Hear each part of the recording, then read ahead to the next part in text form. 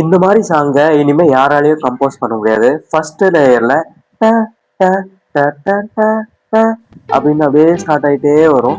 அதுக்கு மேல செகண்ட் லேயர்ல அப்படியே ஒரு லேயரு அப்படியே இல்லிசை மன்னருடைய வோக்கல் வரும். முருகா அப்படியே முருகரை கொஞ்சிற மாதிரி அவருடைய வாய்ஸ் அப்படி இருக்கும். முருகா வாய்ஸ் நல்லா இருக்காது, எனக்கு வாய்ஸ் நல்லா இருக்காது, கொஞ்சம் பார்த்துக்கீங்க.